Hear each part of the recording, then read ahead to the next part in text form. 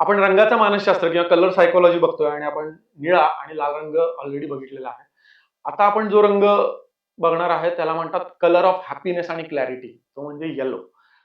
तुम्ही कधी विचार केला की मॅगीचं पॅकेट, McDonald'sचा लोगो याचा पिवळा रंग ना फार दुरून आकर्षित करतो. तो फार लांबून उठून दिसणारा कलर म्हणून पिवळा रंग वापरतात मार्केटिंगमध्ये किंवा ब्रँडिंगमध्ये. ह्याच्यामध्ये आनंद, आशावाद म्हणजे होप आणि ऑप्टिमिझम किंवा हॅपीनेस हा रंग वापरला जातो. म्हणून आपल्याला उत्साही आनंदी वाटतं पिवळा रंग पाहिला की. त्यामुळे तुम्ही लहान मुलांचे टॉयज बघा बऱ्याच वेळेला खेळणी किंवा आनंद देणारे प्रॉडक्ट्स हे Snapchat आहे, Nikon आहे, हे पिवळ्या रंगात दिसतात.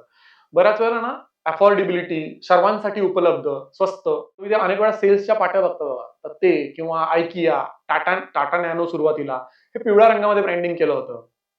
किंवा काही रंगांबरोबर कॉम्बिनेशन केलं, की लाल आणि पिवळा एकत्र येतात. त्यावेळी मेंदूला प्रचंड भूक लागल्याचा सिग्नल येतो. सो तुम्ही McDonald's, Burger King, Maggi, Lay's तर ह्याच्यामध्ये हे कॉम्बिनेशन बघाल बऱ्याचदा. सो अशा काही गोष्टी आहेत. सो स्पष्टता, सावधानता म्हणून पण पिवळा रंग वापरला जातो. सो स्कूल बस, टॅक्सी, सिग्नलचा पिवळा दिवा, तर हे सगळे क्लॅरिटी, कॉशन म्हणून पण पिवळा रंग वापरला जातो. सो पिवळ्या रंगाची निगेटिव्ह बाजू आहे, की फार अतिवापर नको. कारण फार वेळ त्या रंगावर कलरवर जर नजर खिळून राहिली तर डोळ्याला त्रास पण होतो. सो तुमची वेबसाईट पिवळ्या रंगाची असेल, गडद पिवळ्या रंगाची, तर 2-3 मिनिटानंतर तुम्हाला त्याची त्रास व्हायला लागतो, चिडचिड व्हायला लागतो. सो तुम्ही सांगा, की तुमचं कुठलं फूड प्रॉडक्ट आहे, जे पिवळ्या रंगाचं आहे, जे तुम्हाला फार आवडतं, ते तुम्ही कमेंटमध्ये सांगू शकता.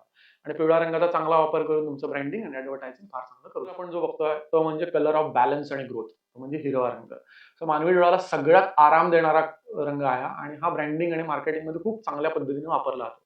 आरोग्य, निसर्ग, हेल्थ, नेचर ज्याला म्हणतो आपण, तर हा सगळा बघण्यासाठी मेंदूला एक ताजेपणा जाणवतो. सो त्यामुळे तुम्ही बघितलं सेंद्रिय उत्पादनं, herbal product, hospital, health care, fresh product ह्यासाठी हिरवा रंग फार वापरला जातो. हिरवा रंग ना समृद्धी, पैसा ह्याचं पण एक हे आहे. सो याच्यामुळं अनेक देशामध्ये चलने हिरव्या रंगाची असतात.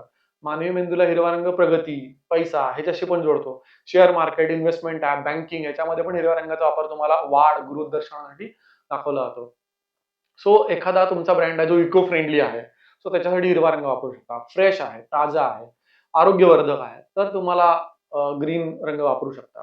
सो केस स्टडी म्हणून विचार करायचा झाला तर Starbucksचा लोगो ना सुरुवातीला ब्राउन होता, तपकिरी आपण ज्याला म्हणतो. नंतर त्यांनी तो हिरवा केला कारण त्यांना फक्त एक कॉफी विकायची नव्हती. त्यांना एक अनुभव विकायचा होता. कारण हिरव्या रंगामुळे लोकं जास्त वेळ थांबतात आणि साहजिकच जास्त वेळ थांबलेला ग्राहक जास्त वेळा कॉफी ऑर्डर करतो. सो अशा पद्धतीने हिरवा रंग तुम्ही अतिशय योग्य प्रकारे तुमच्या इंडस्ट्रीमध्ये, तुमच्या प्रॉडक्टमध्ये वापरू शकता आणि त्याच्यानुसार त्याला तुम्ही मार्केटिंगमध्ये वापरून तुमचा ग्राहक खेचू शकता.